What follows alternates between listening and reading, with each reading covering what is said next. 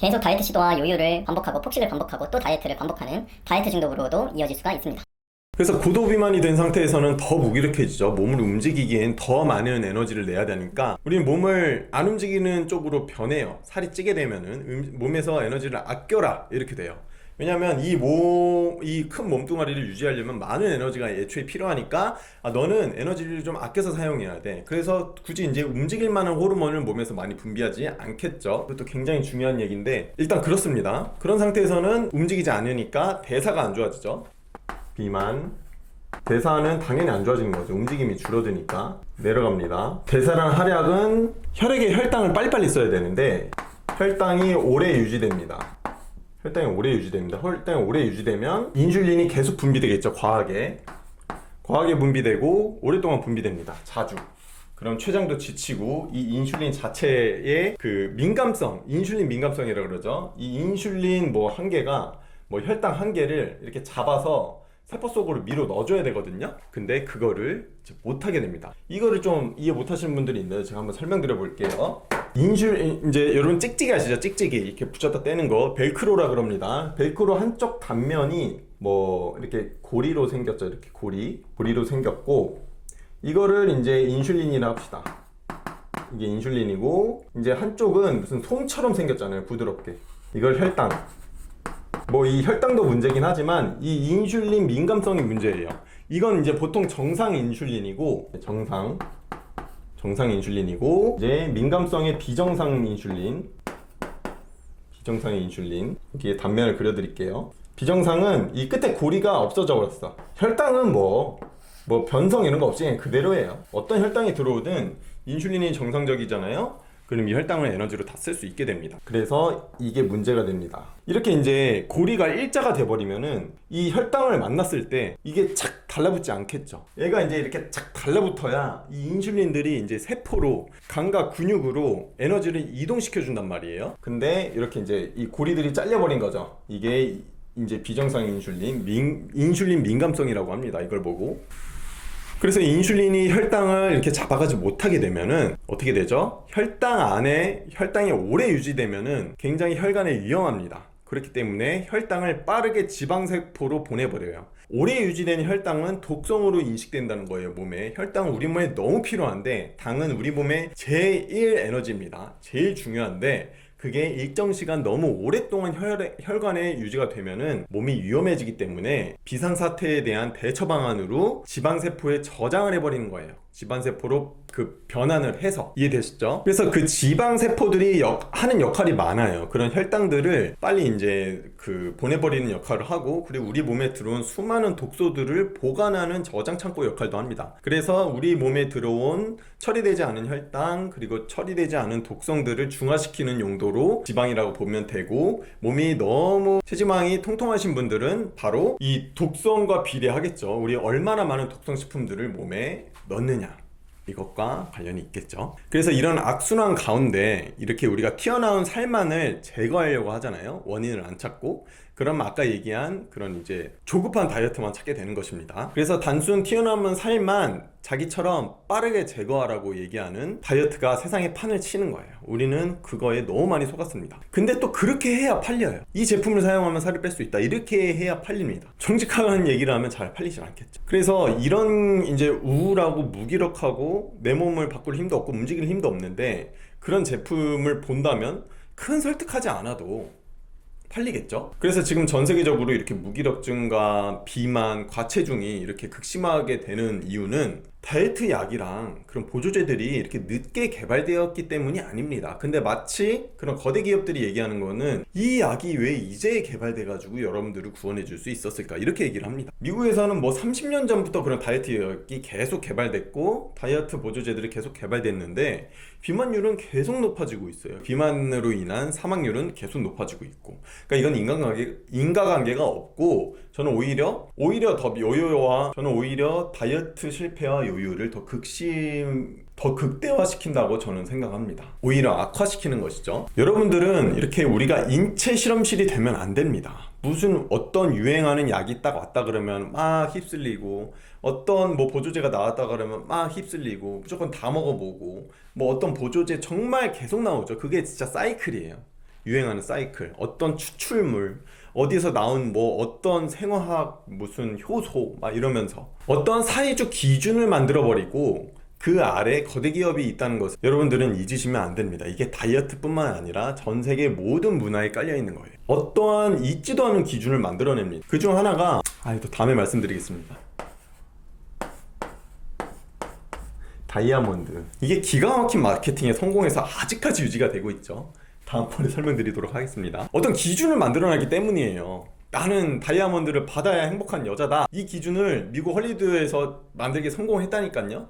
근데 이 마케팅 방식이 모든 어떠한 수많은 음식에도 적용이 되고 있어요. 다이어트에도 마찬가지고. 그래서 수천억, 수조의 자본을 가진 거대 기업들은 바로 이런 기준에 녹아나고 있는 여러분들을 타겟할 수밖에 없습니다. 우리는 광고나 스마트폰 속, TV 속에서 정말 날씬하고 누가 봐도 아름다운 사람들이 이런 기준을 차지하고 있어요. 우리는 하루에도 수백 번 이렇게 만납니다. 그런 이미지에 끊임없이 노출되고 쇠뇌당하고 있는 것이죠. 그래서 여러분들은 이거를 어떤 사회적 기준, 외모의 기준으로 보시면 절대 안 됩니다. 그 이유를 말씀드렸죠. 반복되는 다이어트 시도와 다이어트 실패, 요요로 반복되기 때문이라는 걸요. 그래서 비만은 그저 하나의 질병으로 봐야 돼요. 그냥 건강을 위해서 다이어트를 해라 이 말입니다.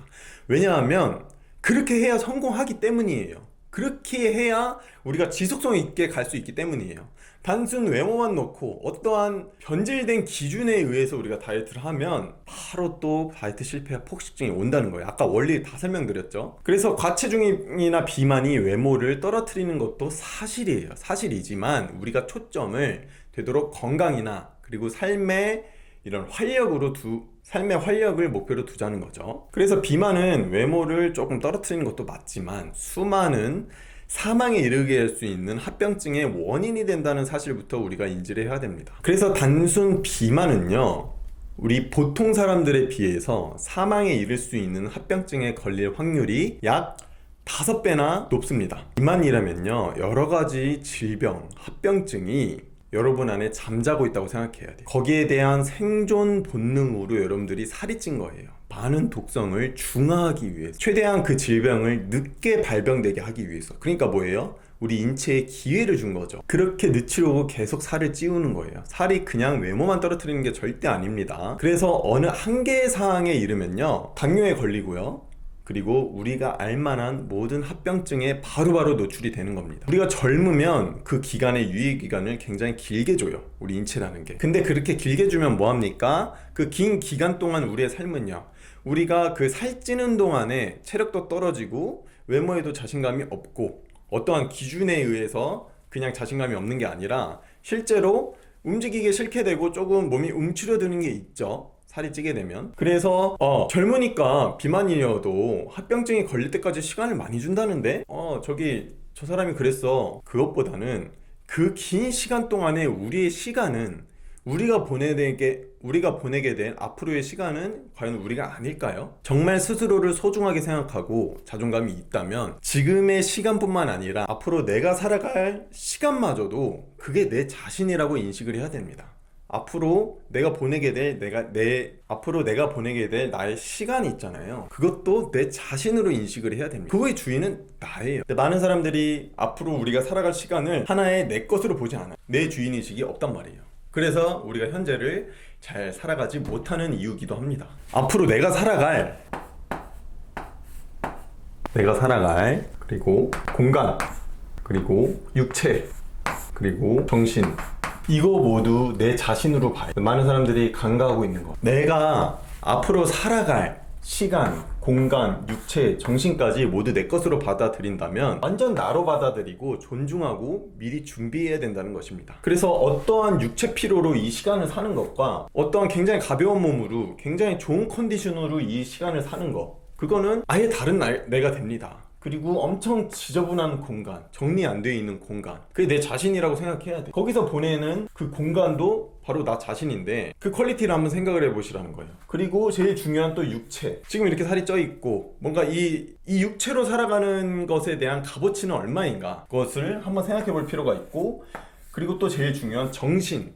나는 어떤 정신으로 이 현재 하루하루를 살아가고 있는가, 그리고 앞으로 내가 살아갈 정신은 어떠할 것인가, 여기에 대해서도 우리가 생각을 해봐야 된다는 거죠. 그래서 과체중이나 비만은요, 그냥 육체의 불균형으로만 오지 않고 육체와 정신의 두 개의 불균형으로 옵니다. 그래서 비만에서 벗어난다는 것은 육체의 불균형만을 잡는 것이 아니라 육체와 정신의 두 가지의 불균형을 균형으로 잡아간다는 이야기입니다. 그래서 다이어트는 튀어나온 살만 증상을 처리하는 행위가 아닙니다. 올라온 증상만 그냥 잘라내면요, 그 원인은 그대로 있기 때문에 그게 다시 이렇게 돋아날 뿐입니다. 여러분의 살도 마찬가지. 단기간으로 어떻게든 그냥 그 증상만 제거해 보려고 막 적게 먹고 이러다가 결국엔 내 원인, 예를 들면 육체의 균형을 잡았다고 쳐볼게요. 육체의 균형을 잡았는데 이 정신의 균형은 못 잡았어. 계속 막 인스타 이런 거에 막 계속 어떤 기준에 계속 속아요. 그러면 이 불균형으로 인해서 육체의 불균형이 또 다시 찾아온다는 거죠. 근데 또 정신의 균형을 또 잡았네, 뭔가 상쾌하게. 근데 육체의 균형은 못 잡았어요. 계속 먹어요. 안 좋은 것들 절제하지 않고, 규율도 없고. 그러면은 또 정신의 균형도 같이 무너진다. 그래서 정신과 육체는 하나다.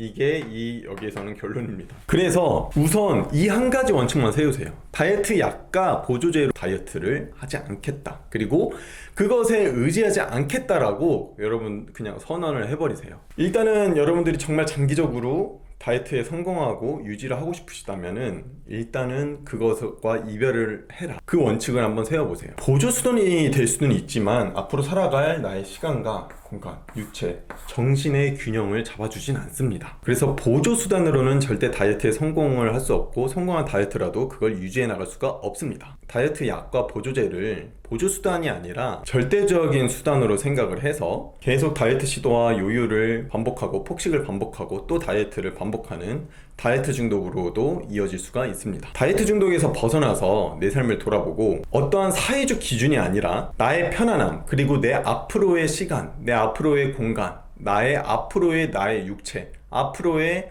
나의 정신을 위해서 다이어트를 해보세요. 이것만이 다이어트를 성공할 수 있는 몇 안 되는 유일한 길이고, 다이어트를 지속할 수 있는 유일한 길입니다. 그리고 그것을 이어갈 수 있는 동력이 될 거예요. 어떤 사회적 기준이 우리의 동력이 되잖아요.